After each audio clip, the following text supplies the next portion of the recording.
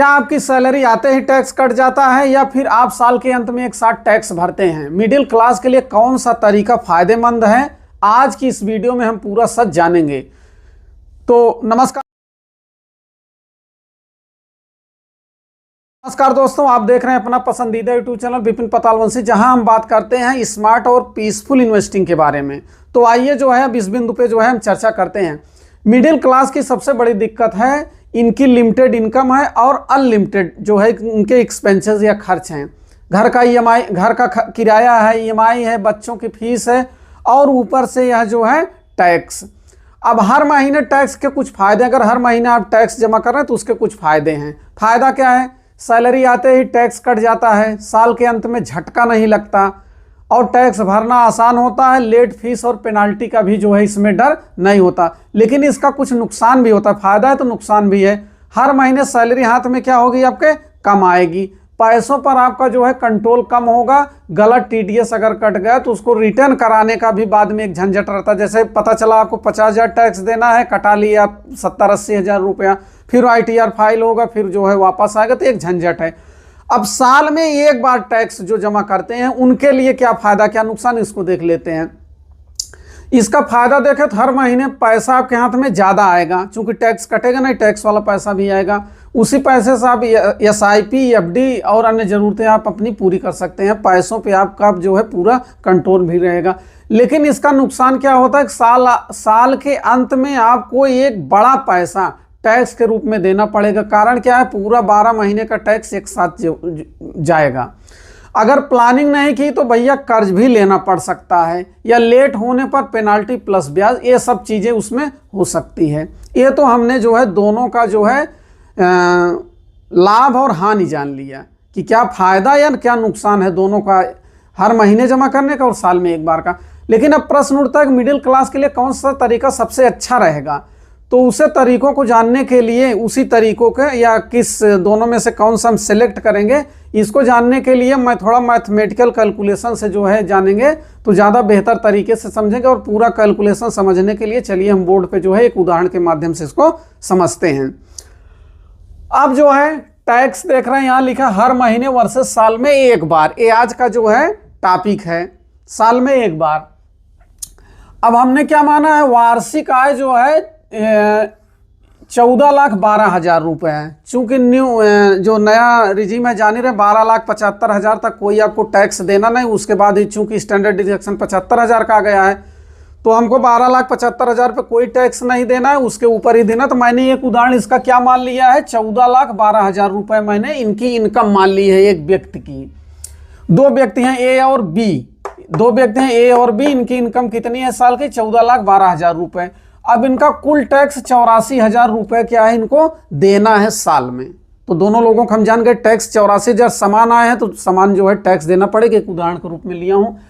अब जो ए होते हैं, जो सर्विस मैन हैं, ये जो है 7-7 हज़ार रुपया देख रहे हैं। अप्रैल में, मई में, जून में, जुलाई में, अगस्त में, सितंबर में, अक्टूबर, नवंबर, पूरा 12 महीने का 7-7 हज़ार रुपया अपने सैलरी से ये कटवा रहे हैं। ये अपने आप कट के तब सैलरी इनकी आ रही, जैसे टीडीएस टाइप का। तो एक कटवा ले रहे हैं पूरा, इनका 84,000 रुपया साल के अंत में कट हो जाएगा। इनको कोई दिक्कत नहीं, आराम से चैन की बंसी बजाएंगे, कहीं से कोई दिक्कत नहीं, सोएंगे आराम से। अब जो बी व्यक्ति होता है, होशियार होता है। होशियार का या मेरे अनुसार जो इन्वेस्टिंग होगी वो मैं बता रहा हूँ, उदाहरण के रूप में है तो थ्योरी मेरी ही रहेगी, ये तो मैं एग्जाम्पल बता रहा हूँ। अब बी जो है देख रहे हैं अप्रैल में कोई टैक्स नहीं, मई में कोई टैक्स नहीं, जून जुलाई इधर देख रहे हैं पूरा जीरो, कोई टैक्स नहीं है, जीरो है। ये साल के अंत में टैक्स इनका जाएगा, साल के अंत में मार्च में टैक्स इनका जाएगा। तो ये क्या करेंगे? जो पैसा बचेगा इसको कहाँ कहीं इन्वेस्ट करना है। अब इसी टैक्स का जो पैसा यहाँ ये भर रहे हैं, जैसे कहते नहीं, जो सोवत है वो खोवत है, जो जागत है वो पावत है। तो सोने वाले हैं, आराम करने वाले लोग हैं, एक्टिव लोग अब इसमें मेरे अनुसार जो होंगे, अब भी एक्टिव बंदा रहेगा, क्या करेगा मेरे अनुसार? अब मैं कहूँगा कि ये ओवरनाइट फंड एक ले लेगा, किसी भी म्यूचुअल फंड कंपनी का जो है एमसी का ओवरनाइट फंड ले सकते हैं, चाहे एचडीएफसी का ले लें, एक्सिस बैंक का ले लें, आईसीआईसीआई बैंक का ले लें, टाटा का ले लें, किसी का भी ले सकते हैं। और जो 7,000 ए वाला ए व्यक्ति जो है, ये सर्विसमैन अपना टैक्स विभाग में जमा करते जा रहे हैं 7-7 हज़ार रुपया हर महीने। ये क्या करेंगे? सेम इसी पैटर्न पे सेम इसी पैटर्न पे बी व्यक्ति जो है क्या करेगा, अपना 7-7 हजार रुपया ओवरनाइट फंड में जमा करता जाएगा। तो ये चीज समझ गए। हर महीने जैसे इनकम टैक्स विभाग को 7-7 हजार रुपया इनका जमा हो जा रहा है, बाद में ITR में पैसा वो सब टैक्स विभाग में चला जाएगा, ऐसे ओवरनाइट फंड में ये दे रहे हैं, टैक्स कोई नहीं भरे, टैक्स लास्ट में देंगे बी वाले।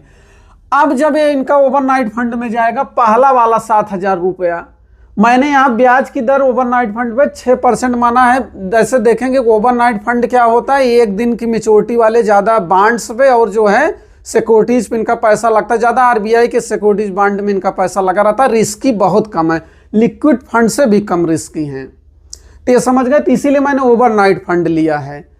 तो जब ओवरनाइट फंड लिया तो ब्याज दर इतनी है। ब्याज दर इनका अगर देखेंगे आज के रेट में भी, तो इनका ब्याज लगभग 5.84 से 6.40 तक ऐसे होता। तो मैंने जो है कैलकुलेशन की सरलता के लिए 6% ले लिया है।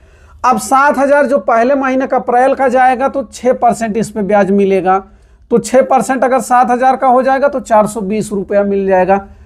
फिर दूसरे महीने का जो मई का जाएगा 5.5 देख रहे हैं, 6, फिर 5.5, 5, 4.5, 4, 3.5, 3, 2.5, 2, 1.5, 1, 0.5%। क्यों लिया है? कारण है कि हर महीने एक साल में, जैसे साल का 6% मैंने माना है, तो पहला 7 हजार जो है 6% पे जाएगा, दूसरा 11 महीने ही बचेगा तो 0.050 हमने क्या किया, ब्याज दर इसमें कम कर दिया। कहने का मतलब हर, जैसे हम पाते हैं डिसेंडिंग और असेंडिंग आर्डर में, तो डिसेंडिंग और वही क्रम में होता जा रहा है। ब्याज दर इसकी क्या घटती चली जा रही, ब्याज इसका ऐसे नहीं घटेगा, लेकिन चूंकि मेरा पैसा 12वें महीने तक यूज होगा, 11वें तक यूज होगा, 10वें तक यूज होगा, इसलिए ब्याज घट रहा है ना, इसके लिए ब्याज मैंने इसको घटा के लिखा है। तो जो 12 महीने यूज होगा उसका 420 रुपये, जो 11 महीने होगा उसका 385 रुपये, फिर जो है 10 महीने 350, ऐसे क्रमागत जो है घटते चले जा रहे। 315, 280, 245, 210, 175, 140, 105, 70, 35। तो 12 महीने का जो हमने 84 हजार यहाँ दिए हैं आप टैक्स, 84 हजार मुझे भी तो देंगे। भले बाद में कहेंगे कि मार्च में जो है फरवरी में पैसा टैक्स कट के चला जाता है, लेकिन 84 हजार रुपये अगर यहाँ टैक्स के रूप में आप दे रहे हैं, कटवा रहे हैं, तो वो 84 मेरे विचारधारा, मेरे अनुसार जो इन्वेस्ट भी तो करेंगे, तो उतना अमाउंट कम से कम हमको दीजिए। तो मैं इस तरीके से अमाउंट करने की राय दूंगा। उसी इनकम टैक्स के पैसे से हमने क्या किया, यहाँ इतना पैसा 420 से करते करते 35 तक आते आते 2730 रुपये हमने क्या कर लिया है, इसी 84 हजार से यहाँ ओवरनाइट फंड में लगा के एक्स्ट्रा बना लिया है 2730। अब इसकी पावर समझिए 2730, ये तो 1 साल का हो गया। अब चूंकि आप अगर इस साल टैक्स दे रहे हैं तो इसका मतलब आप लाइफ टाइम टैक्स देंगे। वेतन अगर रहा तो, वेतन यही मिलता रहा तो आपको टैक्स भरना भी चाहिए टैक्स। तो 2730 रुपये आप जो है उसी टैक्स के पैसे से 84 हजार से आपने 2730 कमाया। अब कुछ लोग कहेंगे कि एक्सपेंस रेशियो, जी हाँ, ओवरनाइट फंड में एक्सपेंस रेशियो बहुत कम होता है, 0.50 से 0.070 तक ऐसे होता है। 60 रुपये हमने मान लिए, चलिए एक्सपेंस रेशियो 2670 रुपये क्या हो गया हमारे पास, अब बच गया। अब 2670 रुपये जब हमारे पास बच गया तो प्रत्येक माह का अवसर रिटर्न हमने निकाल लिया। एक ऐसे निकलेगा 2670 गुणे 12 कर दिया तो लगभग 222 रुपये 50 पैसे। अगर 1.5 रुपये मैंने और निकाल दिया कि चलिए पूजा पाठ और कुछ काम करेंगे, 1.5 रुपया हो गया। अब 221 रुपये बचता है। जब 221 रुपये बचेगा, अब यही जो 221 रुपये बचेगा इसी को हमको करना है SIP। कारण हमारा पैसा नहीं, हमने थोड़ा दिमाग खर्चा किया है, थोड़ा अवेयरनेस का परिचय दे के हमने उसी टैक्स के पैसे से इतना कमाया है। जो ये टैक्स दे के चला गया, आराम कर रहे हैं, मैंने जागरूकता से इतना पैसा कमाया एक्स्ट्रा। तो SIP 221 रुपये का करेंगे 20 साल अगर करेंगे, कितना करेंगे 20 साल करेंगे तो जमा आप कुल करेंगे 53,040 रुपया। छोटी रकम 20 साल में 53,040 रुपया ये आप जमा करेंगे। अब इसमें जो आपको मिलेगी लाभ, जो मिलेगा, जो आप SIP की तरफ से कंपाउंडिंग का ब्याज कमाएंगे 1,67,772 रुपया। देख रहे हैं 1,67,772 रुपये आप इसमें इंटरेस्ट कमाएंगे। अब मिच्योरिटी आपकी कितनी मिल जाएगी, 2,20,812 रुपये। इतना आपको जो है इस पे मिलेगा हर साल जो है आप जो है SIP करते जाएंगे 2,20,812। ये हमारा पैसा नहीं है, ये पैसा किसका है, हमने इसी टैक्स के पैसे से जो है कमाया है। लग तो रहा है 20 साल का, लेकिन 20 साल जो है बहुत समय भले होता है, लेकिन जो है हमने भी क्या किया है, इसको इन्वेस्ट करते जाना है। इन्वेस्ट करते जाएंगे तो पैसा अपने आप जो है बढ़ते चल। देखिए जब आपको टैक्स देना है एक बार में दे के छुट्टी क्या लेना, ओवरनाइट फंड में लगा दीजिए, एकदम कम रिस्क की, कुछ पैसा इस साइड से भी बढ़ेगा, अदर इनकम भी आपकी एक प्रकार से बढ़ती चली जाएगी।